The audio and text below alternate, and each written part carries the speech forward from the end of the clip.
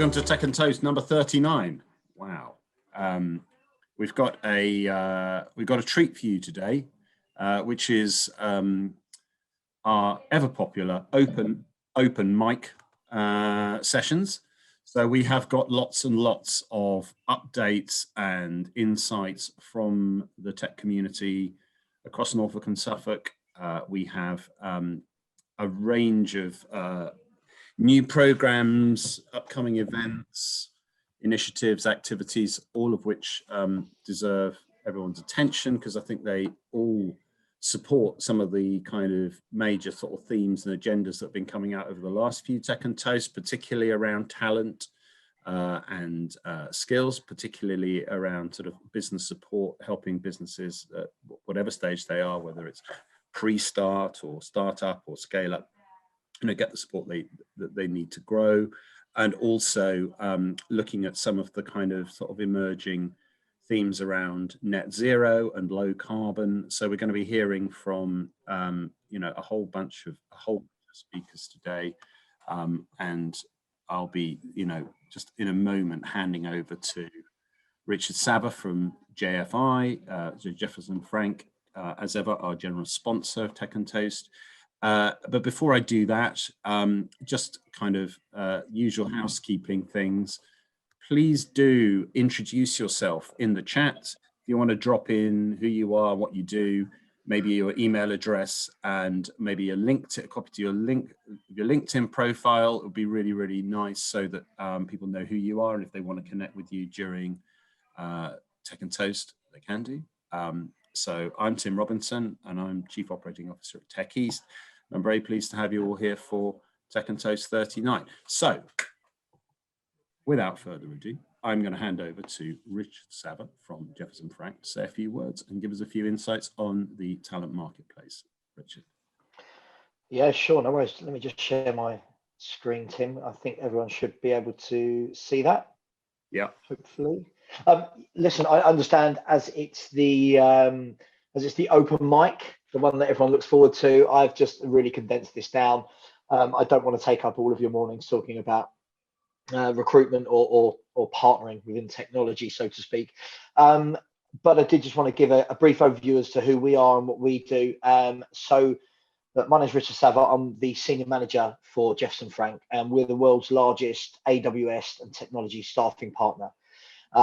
So my role and responsibility is I actually manage a contract division of 45 contract staff across 8 different teams.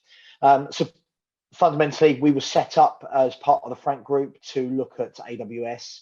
As for anyone who doesn't know, Amazon Web Services started becoming one of the most used tech stacks and on cloud tools in the market, really. And we've seen it grow unbelievably. And again, I echo what someone said earlier, not trying to draw a positive off what's happened with COVID, etc. But from our industry, it's just gone absolutely crazy through COVID because of the number of companies and people that need to use the cloud more to work from home, to run their businesses, etc., etc.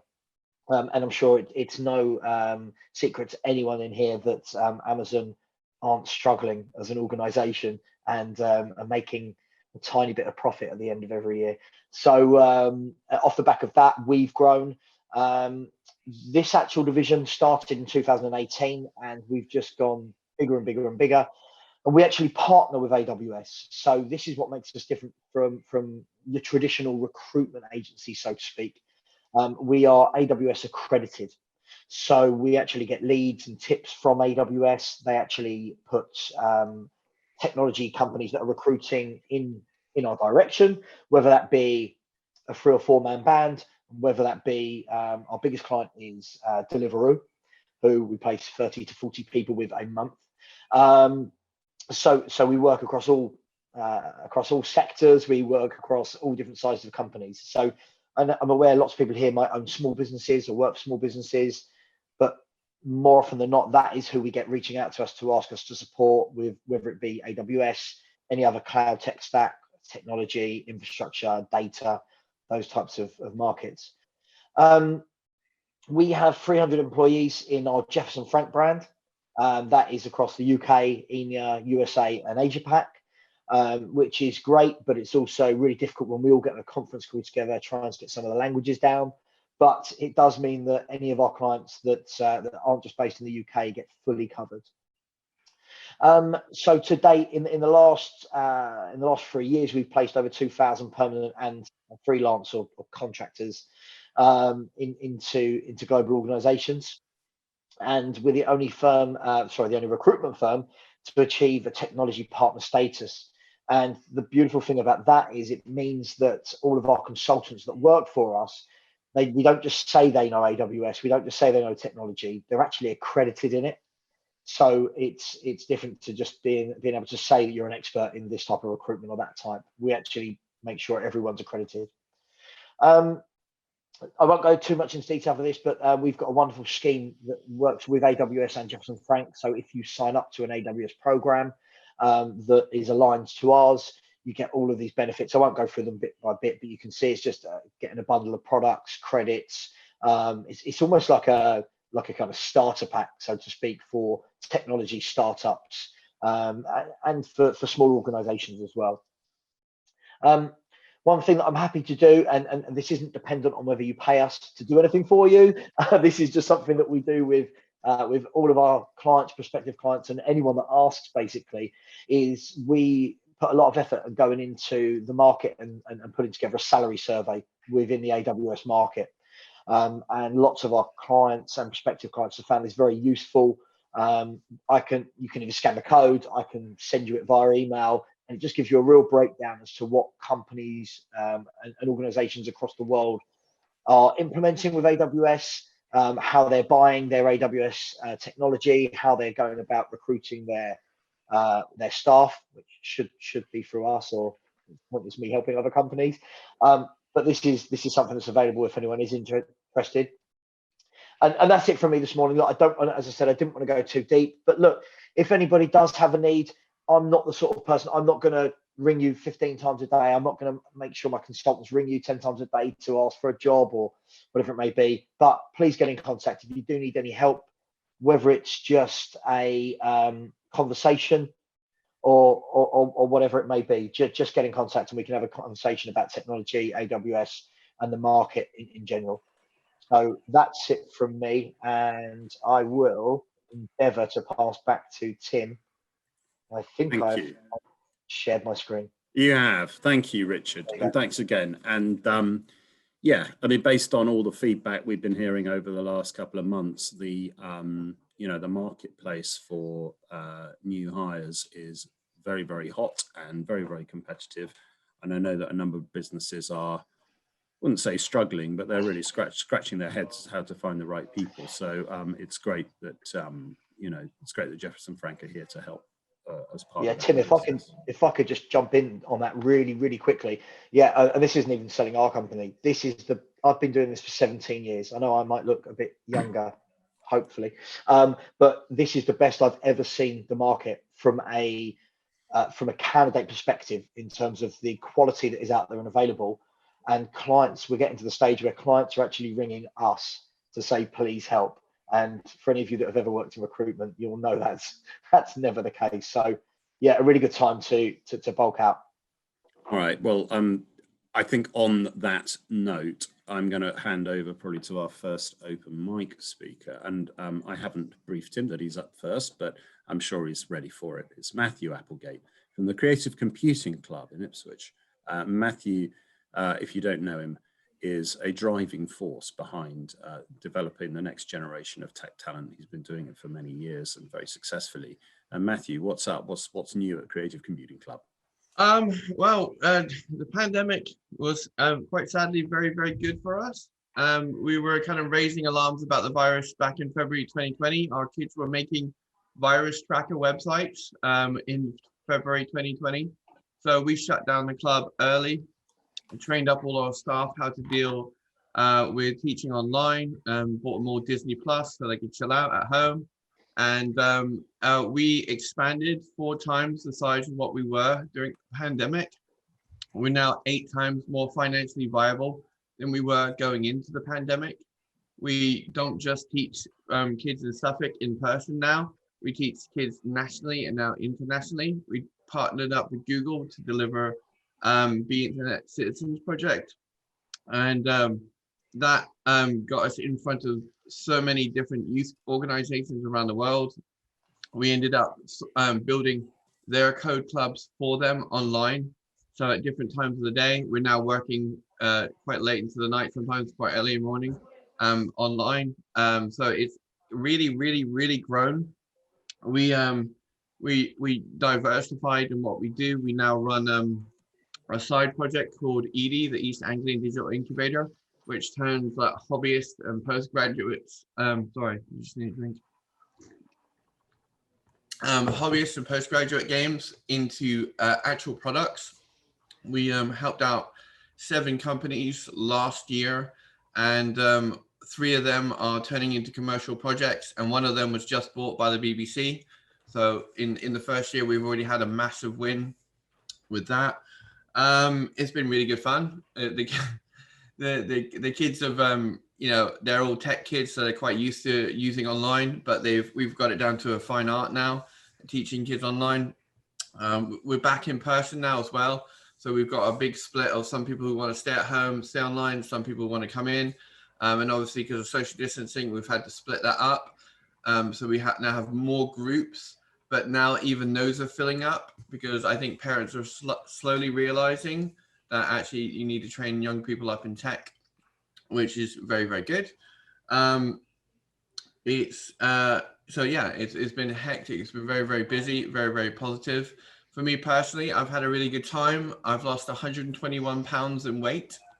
55 kilograms, just by doing, running, boxing, weightlifting, walking, all that stuff, and changing my diet. Not eating 5 chocolate bars in the morning helps. You kind of need that energy to keep up with the kids sometimes, but actually you don't. So I've completely changed my kind of lifestyle in that respect. It's we're in a weirdly different place than I thought we were going to be, because I had a projection of where we would be, before the pandemic, and then mid-pandemic I was like, ooh, don't really know. And then it all kind of changed with partnering up with Google for the BE Internet Citizens thing. We actually delivered 1/4 of their entire project for them in the UK, so much so that they're going to come to us directly in the future to just deliver it ourselves, because we can now deliver it internationally as well. So that's going to be really interesting. We're slowly reopening, slowly restarting computing, Creative Media Club, and about to launch Creative Science Club as well. All of our kids got their GCSEs. We still maintain an A average grade for our computer science and GCSE, which is good. It might not be the same this year because we're working with a lot of SEN students, a lot of kids with learning difficulties. We don't care if we lose our grade point average, because we want to make sure that those kids get a grade in computer science. It's a wonderful opportunity to work with them and get their confidence and get their skills up. So it's if you would have said to me that we'd be in this slightly different mode before the pandemic, I wouldn't have believed you. But it's the case of we're 8 times financially better off than we were going into the pandemic. And it's just like craziness, which is good. It was always the plan to be able to kind of offer what we do to all the people in Suffolk. It was never our intention to be a national organization or international. It just so happened that we were in the right place at the right time and had the right staff ready to do it and try it out and have fun with it, and it kind of worked. And so we've been awarded UN school status, and we're part of the UNESCO schools. I've just been made a Minecraft global mentor by Mojang and Microsoft. So they are asking me to go into schools and teach teachers about Minecraft and using that in education and technology. So yeah, it's been okay. It's been pretty good. Yeah. It's terrific. It's terrific. What you just said, Matthew, about not setting out to be national, international, but just finding yourself in a situation where what you do becomes readily available to a much wider audience, I think is really interesting. And I think that's probably been a been true for quite a number of organisations. But you've got to have the foundations in first, and I'm just really pleased to hear that it's going so well. I'm sure there will be questions and comments on what Matthew's just said, but I think let's stay with this skills theme and push on, because in my head anyway, Matthew, you're engaging with kids, you're bringing people through, getting to GCSE. It's really good, the stuff you're doing with the set, with the sort of SEN cohort as well, and the attitude around, not worrying about your grade point average slipping because you're taking in more kids is very, very wholesome and positive. But we've kind of moved through the kind of, sort of age bracket. We're probably getting into more the world of Kickstart, and Emma Alderton's here from Suffolk Chamber of Commerce. Emma's running the Kickstart program, the Kickstart Node or Kickstart Gateway. Emma, tell us more about Kickstart. What is it and how's it going? Kickstart Gateway is absolutely correct, Jim. So well done. So I am coordinating the Gateway on behalf of the Chamber and partners being Suffolk County Council, all the local authorities, so the district and borough councils and the New Anglia LEP.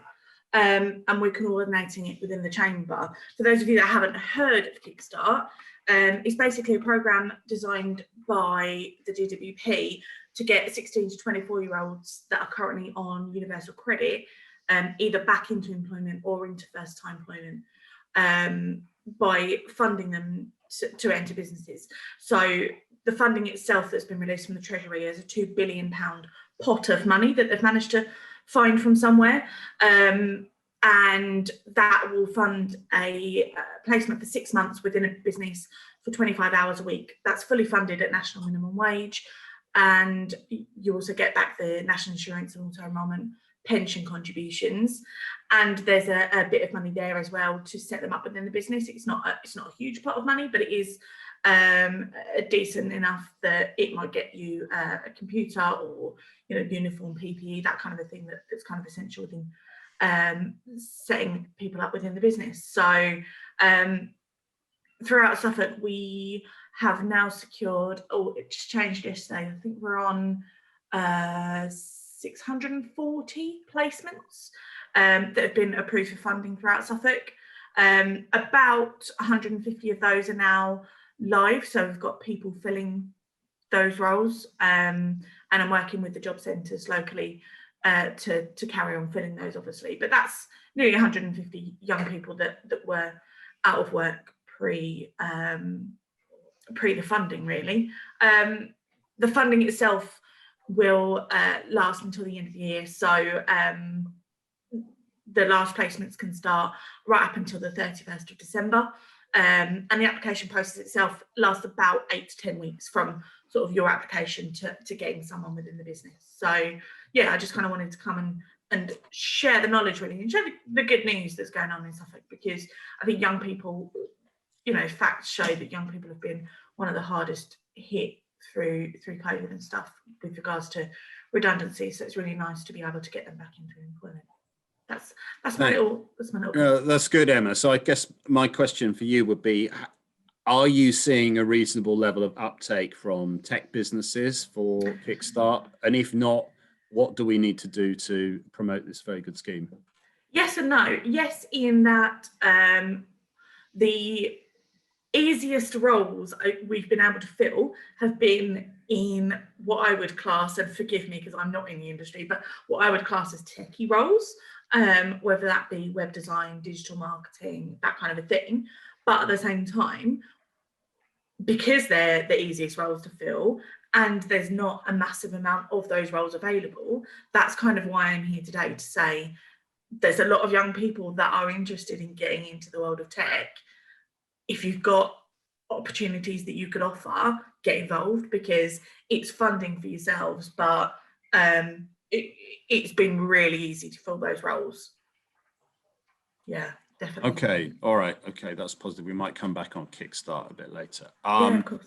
I'm going to stay on this sort of upskilling in agenda a bit, and I'm going to hand over to Paul Tabben from UEA and Productivity East, because I think when we're looking at how industry, particularly manufacturing and engineering industry, is sort of rapidly digitizing. We've all heard about Industry 4.0.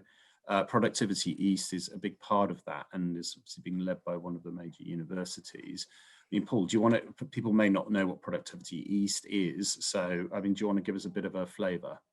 Yeah, absolutely. Thanks, Tim. I'm going to share my screen if that's okay. Sure, of course. Yeah. Let's bring up the presentation. How's that? Does that look like it's worked? Yeah, I can see that. Yeah. Okay, brilliant. So yeah, hi everybody. I haven't attended a Tech and Toast before, so thanks very much for inviting me. Delighted to be here. So I'm Paul Tabben. I'm a relationship manager for engineering and Productivity East, and I'm going to give you a bit of an overview of what Productivity East is, and very much aware that for some people it's something that they might not have heard of before. It started out in life as a sort of productivity institute, and an idea that was very much born out of industry. I've been at the UEA just over 2 years. I've probably ended up working more at home behind my desk than I have on campus, unfortunately, but I'm sure that's the case for a lot of people. And just after I started, we had confirmation that we'd secured some funding via the LEP to the tune of about 4.5 million, and to add to our project, which overall is probably just over 7 million, for us to develop quite a unique offering, particularly in the region around a new state-of-the-art hub for engineering, technology and management, and that is Productivity East. So it's not a brand new building, but it is a complete refurbishment of a really key area on UEA campus.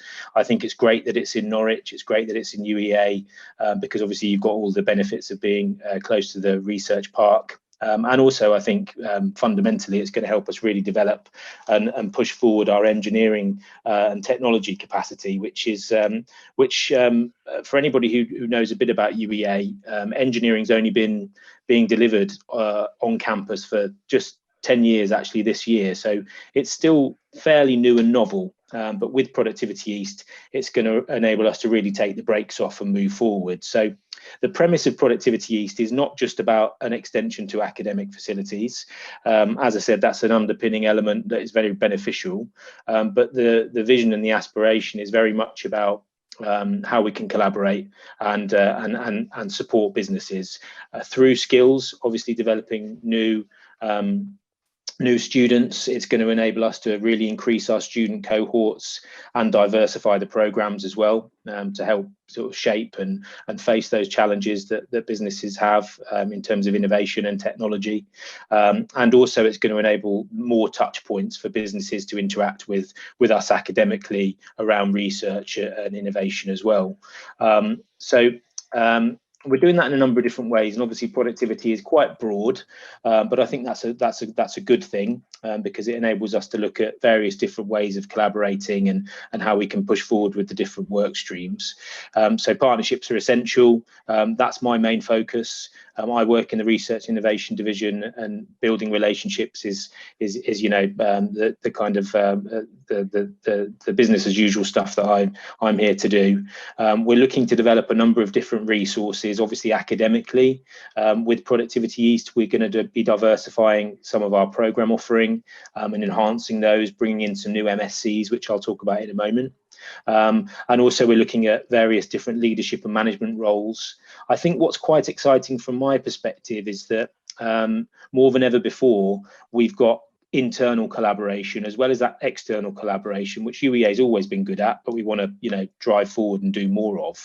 I think internally what we're seeing is engineering talking to computer sciences, more computer sciences and engineering talking to the business school, and those three pillars are really an absolutely integral part of what Productivity East is all about. So we've got that leadership and management element from the business school. We've got computer sciences with all those, you know, key areas of growth that you know, a lot of the companies that you're working with and you work for are seeing as well.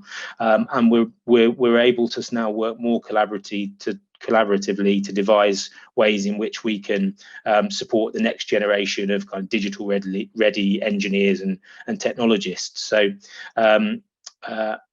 we're also doing that through looking at sort of CPD, how we can work specifically with industry. We're talking to industry on that. We've got a number of different subgroups where we're trying to understand what the focus should be now and in the future. The entry point for that is going to be looking at sort of free and online sessions. Businesses might not be too familiar with what they can gain academically from the UEA. But we're looking at how we can make that nice and efficient for people to access. And then, of course, the business engagement, where hopefully with our research expertise, businesses can start understanding more about how that can contribute to their own businesses. So just to focus a little bit on the facility itself, which is probably the most exciting bit, really, most interesting. I've got a quick time lapse, which hopefully works. It's very quick. I don't know whether it's going to work. I knew that was going to happen. But anyway, it's basically just shows you a bit of the work that's been going on. This is all available on our website. There's some links at the end there that you can go and take a look at as well. But we've got some really interesting areas around where we're ramping up the capability of supporting businesses. So we've got some subtractive and additive manufacturing areas, the test and evaluation, and some quite cool robotics going in there. But I think also what's really great is that we've got big collaborative design areas in CAD studios where businesses will be able to come in, work with the students, work with our academics, look at events, challenges, hackathons, you name it, and really shine a light on all of the exciting activities that we're hopefully going to get going through Productivity East. And I think what's brilliant from our perspective as well is that that's going to be completely visible for everybody at UEA, because engineering's always been tucked away a little bit. As I said, it's still kind of viewed as a bit new and novel and maybe not what UEA is renowned for. But with Productivity East, we're really going to be showcasing what it's all about. We've got a pretty decent equipment budget, so just north of £1 million from the LEP funding, and as well as we're contributing our own funding moving forward as well. We've got some quite nice big ticket items on there around the additive manufacturing area, obviously a key growth sector around 3D printing and the like. One of probably the most expensive bits of equipment that we've got going in on the additive side of things is one of only 5 in the UK, and I think we're the only university that's got that. So as we bring and commission all of this equipment, we've got most of the equipment delivered now. We're in the stage of commissioning it. We've got some quite cool robots as well, and some cobots, and some good plug and play facilities as well. We've got capability to hopefully bring some of this equipment on site for businesses as well, which gives us an opportunity to look at how we can really enrich those placement opportunities and projects that businesses approach us on, whereby we're not just utilising the new facility, whereby we can also share the equipment, and those placements and engagement opportunities for students and academics and research opportunities can happen on site at your businesses as well, which I think is going to be a major plus point of how we're starting to develop the footprint of Productivity East. Productivity East is not just a place. It's very much going to be, how we can act as a hub for opportunities for businesses to interact with other engineering and technology areas around the region, around the East and beyond. And we're already seeing how we can kind of stretch that out further by being part of quite innovative bids around things like free ports, and also Institute of Technologies as well, where Productivity East could also be used as a kind of satellite site for some of those developments. So it's not about just being siloed and keeping the blinkers on. It's very much about opening out how we can look externally and work across different projects. Engineering has always suffered a little bit by that kind of organic growth method, where we get a few more students and we can afford another lecturer. With Productivity East and the development it gives us, we can look at increasing our recruitment as well. And we've got 5 current positions open. We've got a brand new facility manager who's come from business, and we're also looking at how we can develop this offering alongside those other schools. So as I mentioned already, engineering being able to work with computer sciences is enabling us to look at an advanced manufacturing master's program, and that's going to be around intelligent digital manufacturing, advanced robotics, autonomous systems, and all these different different other areas where we're supporting existing developments in the region around offshore and EV and battery storage and things like that. So yeah, it's just such an exciting kind of role to be a part of, and Productivity East is very much about student growth, but also growing our interactions with businesses. So I mentioned that MSc and the CPD offering. There's going to be some really interesting modules cropping up out of that, where we can really shine a light on some of those different areas that businesses are having to face, both currently and in the future. And our hope is that by working with organisations like IFM and beyond, we can bring some of that external expertise in-house as well to enhance the capabilities even more. I'm racing through this all quite a lot, so I'm really sorry, but more than happy to discuss individually and take some time out to talk to you in a bit more focus if you'd like to understand a bit more about some of the ambition and vision around Productivity East. But I'm just going to leave it by just giving a quick plug at the end there. So we've got a few academic innovation seminars rolling through this year. We've already had 3. Some of them are quite academic in their focus around particular research areas, but some of them are fairly broad, working with industry as well. And there's always more capacity and capability to work with businesses as well. So we're really keen to see maybe opportunities to co-sponsor or work with other businesses and areas to look at how we can put on innovation and academic seminars. So we've got a few coming up. We've just had Kevin's this week. They're all going to be available online on YouTube. And we've got Gerard's coming up in the sort of start of the new academic year around smart manufacturing and data analytics as well. So yeah, please do log on. They're all free. They're all online. Dead easy to kind of come along to. Nice, easy touch points, about an hour long, and all of that is we'll be promoting more of that on our YouTube and our Twitter and LinkedIn. So look out for that. So that's it really. Thank you, Paul. One thing, so just to say, Tim, just one final last thing is that there's some really great resources that will bring it to life a little bit more for you. Obviously, we haven't been able to have people into the facility or look at the development. You can't even see the time lapse, which was useless on my part, so sorry about that. But there is a really good virtual tour on the website, and I can circulate the slides.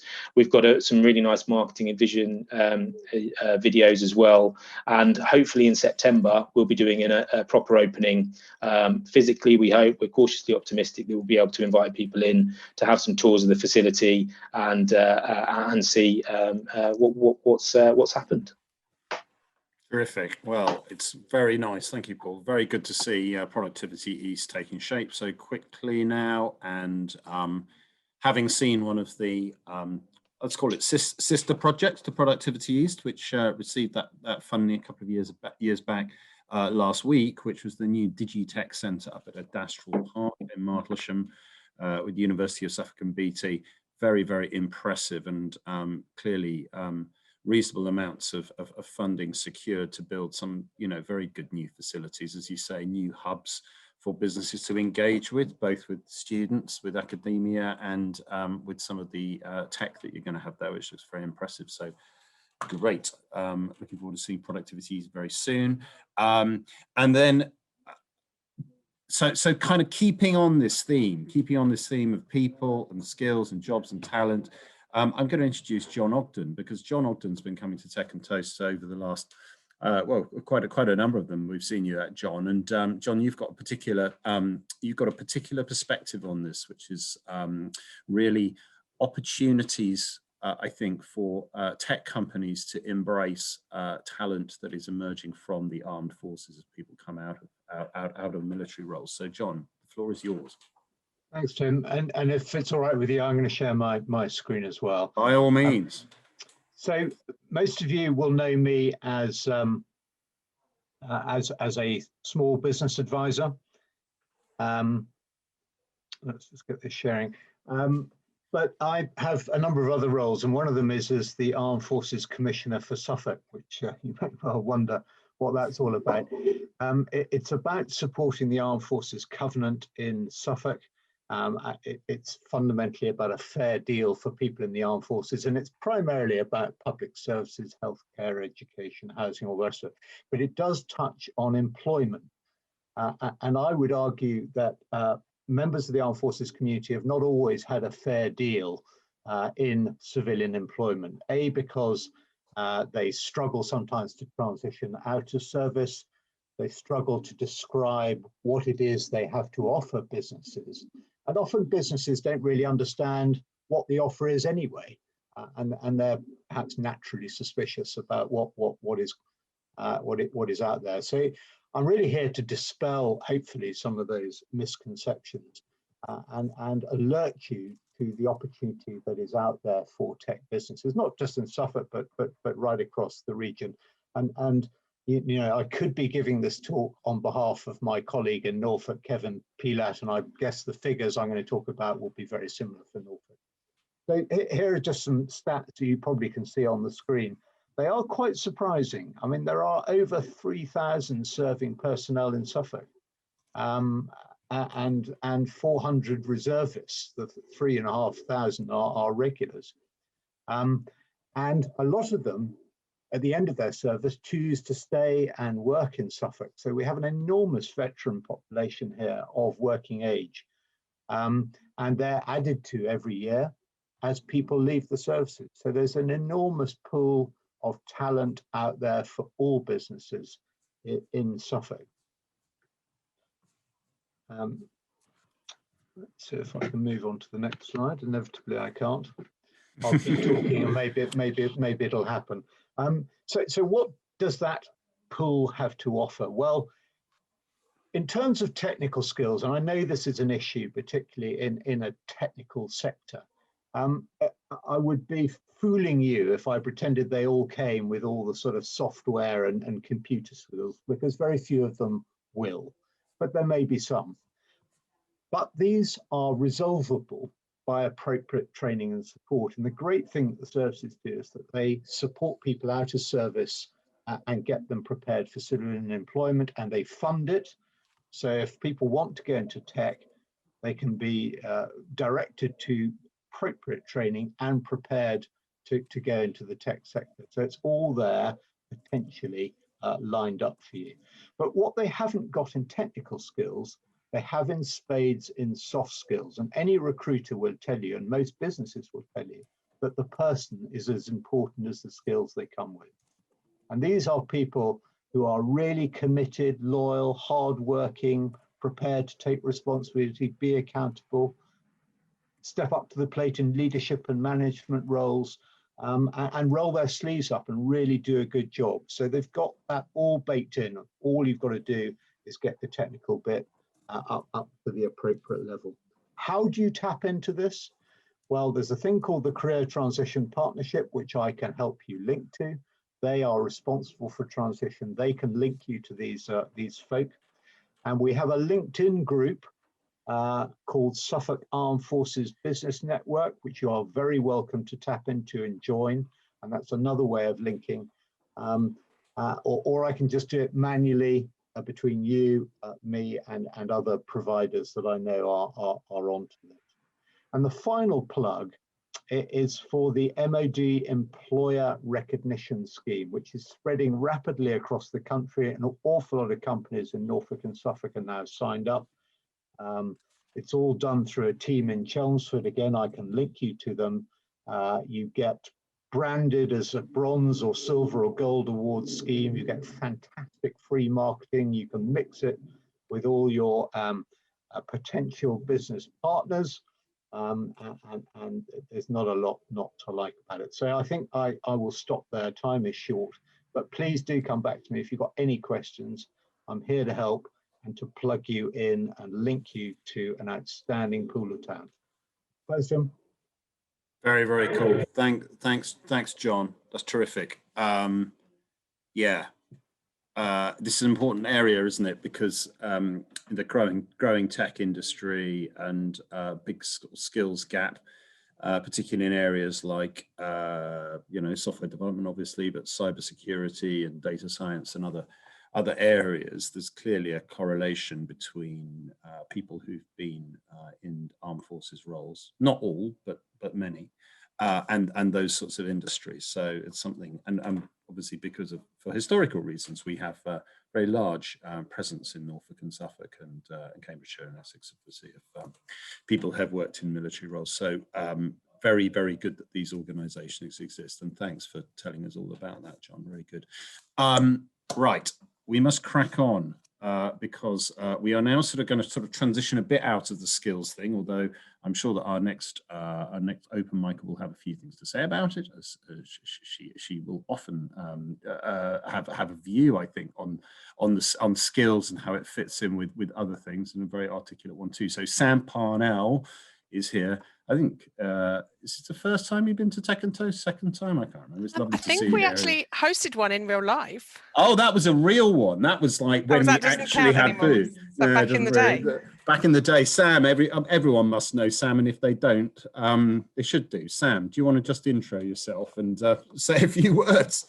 Yeah, I'm going to try and stick within that 4 minutes because I do have a 10:30. So we're all about skills, to be quite honest. One of the things that I find with technology is, even from an educational perspective, it's quite hard. It's a bit like learning to drive, isn't it? The day you pass your driving test is the day that you start to learn in real life. And it's the same with technology. What we tend to work on is kind of peer-to-peer education. So I'll run through who I am for those who don't know. I run a company called Measured Brilliance. I've run it with my brother for a long time. We were a Ruby house and built a piece of software, so which didn't really go anywhere. So I'm now the owner of a failed startup, which is totally a thing. However, like most people, COVID has been a really great year for me. So I've spent the year doing using all the skills that I've learned running this startup and working with developers. So I work in digital strategy and digital transformation. The term that I've kind of landed on is digital advocacy. Actually, what I help people do is buy technology, because what I find is lots of people buy various different elements of software, try to plug them in together. So recent stories for me was saving a 20-year-old website which was now had a porn site had taken it over. When there's back-end development, recently I hear terms like we bought an off-the-shelf piece of software, integrated it, long story short, and I heard this story twice, but then we wrote off about £1 million. Now that's much more common than the happy clappy we all disappear into the distance saying this is all amazing. And my overriding aim is that we should have regulation around this, and time after time after time, because I work from digital creative through to tech SEO, out into front and back end development and integration. It makes me quite a valuable person to not necessarily know all the answers, but to know which bits to pick at and who to point at them. So that's my day job. On top of that, I then have spent the last year working at West Suffolk College. So I'm about to leave them, and I've been left with the title of Skills Convergence for Computing. However, within this last week, I've plugged in a female lead construction company and Game, there's a guy who's come to our party recently who's just was part of the team who sold Game. And then on the other sort of day job that I have, I work with BGCN, and I've created a thing called the Digital Advice Service, which is for small businesses to understand technology. All of my remit, and Tim knows this, we weren't allowed around the table a long time ago. SIMS is the kind of real group that I came from, which is small business education, and my real passion is that I believe small business owners or non-technical people learn from each other way more efficiently than they learn from people like me using long words. So we try and do that as often as possible, which leads me into my next thing, which is I chair a tech board in Ipswich. There are a lot of us, and between us we then have a bunch of subcommittees. You can look us up on istn.org.uk. We are supporting 5 meetups, and we're in the process of getting it up to 7. So this is about continuous lifelong learners. So we've got Suffolk Developers, which is exactly what it says on the tin, Sync, where we're focusing on IoT at the moment. There was a reason for that. But last night, we've had 2 talks within the last couple of weeks, which weren't about IoT. Last night was about QA, so it's quite interesting. We've had some talks about satellites. We run them alongside talks about Google My Business. So all the way through, again, from digital creative to IoT. And then we've got subcommittees. So we've got a really nice thing coming up soon, which is called Digital Divas, which is a vlog for education. And we make ourselves available to education. So obviously I've got a connection with West Suffolk College. We got a request this week from University of Suffolk to say we need some testers to test a skills builder that we're using. We pointed it out the board all volunteer. That's great. So, and it's to bridge those gaps. Do we have speakers? Do we have people? We've done this for quite a long time. We've had quite a long pause. We've run a little bit of it, but we do so many great things. And Matt's, as I constantly say, is the jewel in our crown. You know, he's nearly 9 years old. The average grade of his students is A, 8 to 16. I mean, that has to have a legacy in Suffolk. Just as Matt Matt is a friend of my brother's, and there's a lot of kids came out of Kesgrove, and the reason they came out of Kesgrove to turn into developers, there was a geography teacher who ran an after school club. Those tiny little moments with real people have impact on in people's lives, as you're all discussing, and that's why we do what we do. So some of our meetups are dead boring, some of them are amazing. You genuinely, they're quite a laugh. We support, there's a couple of pub events, so this is all like, I don't like the term geek because I don't know, it's always a bit bloated, but this is like people who genuinely just want to solve problems, and that's what I love the most about it. Is you turn up, if you guys have any technology questions and innovation, just turn up and ask them. They can't help themselves but help you, which I love the most. Out the back of that, I helped with Suffolk County Council with the LoRaWAN launch last year, so it took me into quite a deep space into IoT, which has been really interesting. Again, I know this is Tim's main remit, which is to position Suffolk and the East region, to get Suffolk and Norfolk to play nicely together. We're very grateful to our Norfolk family, who are always very supportive of us, and I particularly know how much they do for us. But it's not, we want to hold up our ends of the bargain, and so just hopefully we'll see you at Sync in the City. I've already started the road trip. Sync's road trip gang has already started, John. So we would like to do that, bring everybody together on the basis that between Norfolk and Suffolk, we'll have by the end of this Norfolk and Suffolk Innovation Network, we'll have 220 LoRaWAN gateways, which is the largest free to use network in the world. And there are certain maps that we can get ourselves onto, which will make us somewhere that people will look at for inward investment. And then when you think about the fact that we'll have a workforce, there's all of these things start to dovetail together. So we are that real community arm of it. And we've just been commissioned to do a project. It isn't a hackathon, because it lasts for 6 months, but it's called the Innovation Race. So we'll yet to launch some information about it, but we're really keen to get everybody involved. And if it is a thing, we ran a thing called the Suffolk Apprentice a little while ago, where we met every month, and it was like the TV show The Apprentice. It will be an event that happens over 6 months, but its actual purpose is to tell the story of technology in Suffolk and Norfolk, what IoT is, why you should care about it, why normal people should care about it, how they're probably already using it and they don't understand it. So think of me as the person whose job it is to teach non-technical people technical things so that they can buy stuff from you. And that's what we do. So feel free to get in touch with us. There's nothing that we don't need. We need speakers, we need sponsorship, we need help, we need you to rabble rouse for us, absolutely everything. And that's me. Hopefully, how long was that, Tim? Please tell me it was less than 4 minutes.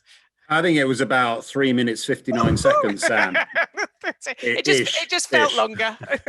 It was very good. There's almost too much in there to unpack, but I think what I'm picking out from that was that lifelong, for the community of technologists, keeping skills and knowledge up to date in a peer-to-peer environment, but also the transfer of that knowledge into the small business community, which is like super important, particularly at the moment. And there is government support for some of that activity, and I hope to see you and your, the team being able to continue to do that with particularly the stuff you mentioned with the business, with the Growth Coach Network and everything. So brilliant. Okay.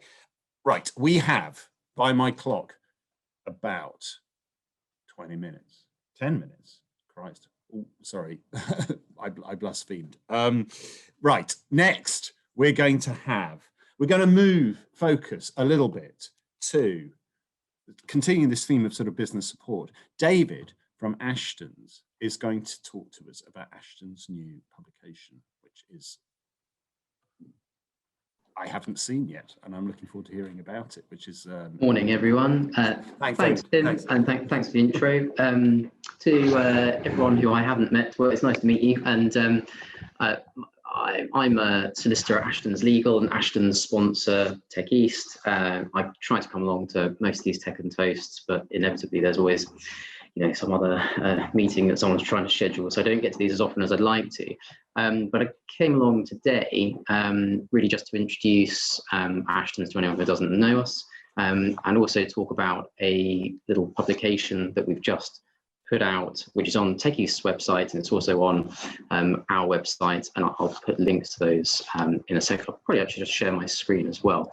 But for people who don't know, Ashton's is a full-service, large commercial law firm in the East. We've got offices in Norwich, Ipswich, and Cambridge, and also in Bury St Edmunds. And what I do at Ashton's is I specialise in advising startups or established technology businesses on their commercial law needs. And a recurring question that we have from virtually all of our startup clients is, well, what do we need to do legally at the start of our business journey? And so we decided to publish this guide. It is relatively brief because there's so many legal issues that you could go into. What we try to do is distill our experience of advising startups and kind of solving the knotty problems that people often get themselves into this handy guide. So it's not a definitive guide to all of the issues that you might want, but it's a high level overview of the issues that we often come across. And it's worth probably worth just mentioning at the moment, we seem to be spending most of our time unpicking bad decisions that people have made at the outset, which are real impediments to their growth in the future. So at the moment, we've got 4 or 5 founder level disputes which are ongoing, and because the founders at the time didn't take advice about how to set their company up with the right contracts in place and the like, we're having to unpick that. And I think everyone's probably aware that's a lot more difficult to do once people are already in and they're invested in a business and there's no incentive to exit or move those blocks on. So I'm hoping that there's something in this guide for everybody. And a few of the topics that you can find in there are about how to document the relationship between the founders at the start, really important. How to incentivize and retain good staff, obviously a crucial aspect, particularly in the digital sector where it's very competitive. How to take a business to investment and what different investment options might look like. How to think about expanding. There are lots of different ways that you can expand the business, and investment is just one of those. There could be other options for you as well. And finally, we get to exits, and obviously a lot of tech businesses are being bought up at the moment. There's real appetite in the East for external investment. We're working with lots of VC funds at the moment, doing inwards investments to tech businesses in the East. So really important for people to start thinking about exits even at the start, really. That's our advice. We've got details on the end of the brochure if anyone would like to get in touch. And please feel free to do so. I'm very happy just to have an initial chat with anyone. There's no obligation, there's no kind of clock ticking. If you just want to pick up the phone or drop me a line and have a chat about something, more than happy to do so. And if you wanted to share that leaflet, it's available on our website, and I'll drop a link into it in the chat. It's also available on the Tech East website. So if you go to Tech East and you go to the Resource Hub, it's in Reports and Insights, and you can download it for free from there. So I think that's okay, Tim. I think that's probably everything I wanted to cover. That's really brilliant. And just to say, I mean, we as David said, we've been working with Ashtons for several years now, and these guys really do know what they're talking about because they're working with a number of founders and early and mid sort of kind of later stage businesses across the region. So they do. David does know what he's talking about, and what you were talking about with founder disputes and how that can be an impediment to exit and so on. It's extremely important, and when it does happen, it can get quite nasty. So thank you for that. Right, we have 5 minutes. We've got quite a lot of ground still to cover, so I'm going to very quickly hand over to John Fagan, who's here to talk to us about the upcoming, hopefully to talk about the upcoming Sync the City. John, over to you. Hello, everybody. Cool, thank you. Respect for the Metallica t-shirt there, Richwood. liking it. Yeah, so today I'm going to talk about Sync the City. It's an event we've got planned. We've just changed the date from July the 10th, 11th to July 24th to the 25th because of the extension of the lockdown. For those of you not aware of Sync the City, it's our 7th year running. We've been doing it, and Sam's gladly said she's going to be coming up and attending it. We've had over 75 teams go through it, over 1,000 people, some of that have actually created real businesses from it. So what is Sync the City? For those of you who are not aware, it's a 2-day event. It's very similar to like The Apprentice, followed by an episode of Dragon's Den. So basically you get together in a team of people, and you've got to build and launch a startup in a weekend.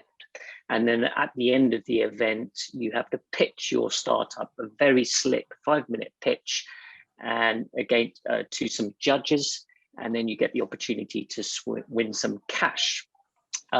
This year it's going to be slightly different. Normally anyone can go along to the event and pitch an idea and form a team, but Norwich BID approached me towards the end of last year, and they've been part of this this upcycle project, and they basically asked us if we can help them with that upcycle project. As you know, that we produce a ton of waste, loads and loads of waste. It doesn't, some of it gets reused, but a lot of it just goes to landfill. And Norwich BID's target is to audit over 200 companies and get 20% off them to actually upcycle their waste. So really, we're inviting everyone to come along and spend a weekend trying to make that happen. We have had people pitch kind of environmental startups in the past, and actually our last Sync the City, Sorty app, they actually won the whole event and produced a app that makes it easier to work out if you can recycle something. So this bigger project is part of an EU funded project, and Norwich were very lucky to be selected as part of this multi-million pound project to look at upcycling our waste. Norwich BID are leading it for us here in Norfolk, so in Norwich. But it very much links into Norwich BID's overall vision for Norwich. So upcycling is, the ability to basically take the discarded product and actually turn it into something that's valuable. So something that was previously a problem, turn it into something exciting. They've already audited a bunch of companies, over 200 they're there, and they've identified all these materials already, like there's loads there you can see. I'll just flick through them. And, upcycling it could be companies that have raw materials and they have waste alternatives. You can grow mushrooms from coffee grounds, make cardboard into eco helmets. There's all kinds of things you can do, but it's not just about identifying new products. You can create new materials from combining waste products, but also we need to look at new platforms and services to be able to look at the logistics. So there's lots of things that we can look at this weekend. And as I said, it's over a 2-day weekend, July the 10th, 24th and 25th. We'll feed you the whole time, and we basically go through this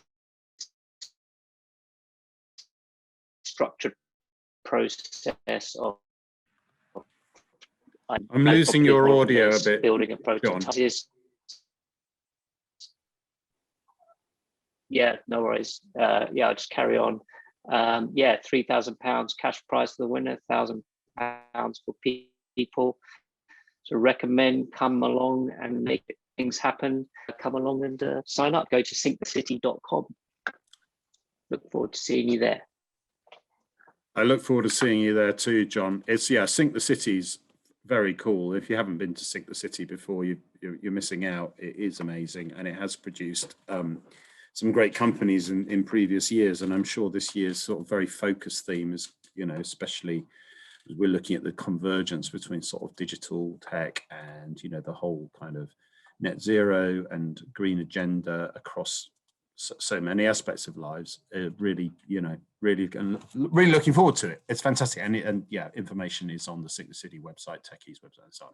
Now we are on past, and I've done a really pathetic job of managing the agenda for this. We do actually have two more people. Do you say a few words? Mark Thomas is here, and Fiona. If people have to go, understood. So apologies to Mark and to Fiona. We're a bit at the end of it. I think we're beginning to lose a few people. So I'm going to ask Mark firstly, because he was up next. Mark, are you happy to say a few words, or do you want to Yep. park it at another time? Great, go ahead. But yeah, I'll keep this kind of nice and kind of short. Obviously, everybody is aware of Coderus and what we do in the kind of the region, so I won't cover that. Just to kind of mention, kind of entering COVID, I kind of was guessing that we would all lose our events and stuff, so I did a huge marketing kind of push and talk about the company.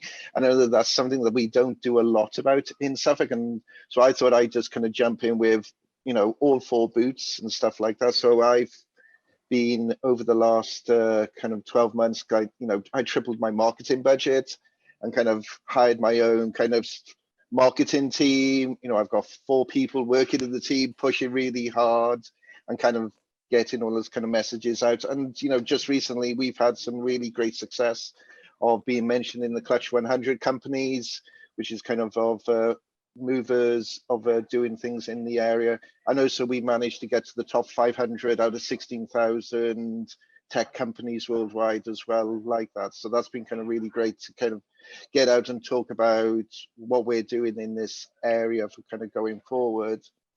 And also just to kind of let you know, and there's a few, and I probably reach out to the likes of Richard and also John as well, because we're hiring like crazy at the minute. We need back end of AWS skills. We're building even more in our kind of our mobile and Android kind of skills. We have our own development program. We've been taking on apprentices for the last 4 years, even when it wasn't a thing. In fact, we're having apprentices come out now just to show we have committed to this for so long. So it's now becoming, it's great to kind of see this kind of come together. And also we have 2 service people, both RAF and Horse Division as well, kind of working with us. So, we've been kind of hiring from lots of different sectors, but also kind of training them as they're kind of coming through. Also, as the company, it has definitely been a roller coaster for Coderus the last year. But what I've wanted to kind of do is kind of mature the company. So I've been just over the last 6 months kind of maturing my management board. So I've had some great people kind of join us. I've had a HR person join us from KPMG. We're now kind of helping us to kind of mature out from there. Our project management, we have like British Airways, a person who's joined us. And also a new recruit, which is joining us next week, which I can mention is from a kind of operations and kind of architect, which is a Silicon Valley, was a cloud architect, which is joining the company. So I'm looking forward to kind of maturing the company and kind of setting this forward going forward. Also, we have, if somebody asks us, our recruitment over the last kind of 12 months, we have literally added, 8 people to the company. So it was almost like a 30% growth in resource with us over the last year. So, the COVID has been challenging for us, but it's also kind of good and kind of, see us bounce back for going forward. Well, I'll keep it nice and short, Tim. Mark, that was very nice and short and very nice as well, because Coderus, I know we've known each other for a long time, and I know that Coderus, has really kept a very open mind throughout about how it brings in new people, how you develop people, and you're obviously sort of seeing the kind of fruits of that come to bear. But very interesting about what you're saying about sort of maturing the organization. Some of it chimes in with some of the things that David, I think, was talking about getting these things right, from the outset. So yeah, well done, and congratulations on the Clutch listing. That's really, really good. Look, I think I'm gonna bring this to a conclusion, and I apologise to Fiona who will come and talk to us about Bay Tree BA either next time or certainly before this season is out. So we will run Tech and Toast up until the end of July, and then we'll have a bit of a pause. I just wanted to thank everybody, and I know some of the speakers had a hard stop at 10:30. So for those who have already gone, then thank you to them. But thanks to Emma and David and Mark and John. Thank you to Matthew and to Paul, who are still on the call. We've recorded this, and we will make it available, because actually, apart from anything else, it's massively helpful to understand just the range of some of these initiatives that are going on. You see a sort of tweet or a LinkedIn post about it or whatever, an email, and just kind of sort of washes over sometimes. But actually, they're all very real, very substantial, significant projects with a lot of effort and a lot of time going into making them work. And I mean, just hearing more about Kickstart's been really helpful from my point of view. Hearing a lot more about some of Sam's activities. Hearing about the Creative Computing Club and Ashton's new guide, Coderus's news, what's happening in the Armed Forces world. It's all great stuff, and Productivity East, loved it. So I'm going to bring this to a close. We'll be back in a fortnight's time. If anybody knows somebody in the tech community who's either got a new startup, they'd like to have a bit of a platform to talk about what they're doing and what the proposition is, we're always very, very keen to feature them in the Startup Stories thread. We'll definitely be doing more around skills and talent over the next few weeks and months, because it's such a hot topic at the moment. We touched on sort of access to finance issues as well, and I think we're going to be coming back with one on angel investment very, very soon. So do get in touch with me or Bridget if you want to either propose someone to speak at one of these things, speak yourself, or to just request a topic, and we'll do our best to accommodate that with Jefferson Frank, who are kindly supporting this. Continue to do that until, until next time. I will wish you all a good morning, have a good Friday, have a great weekend, and thanks for coming to Tech and Toast. All the best.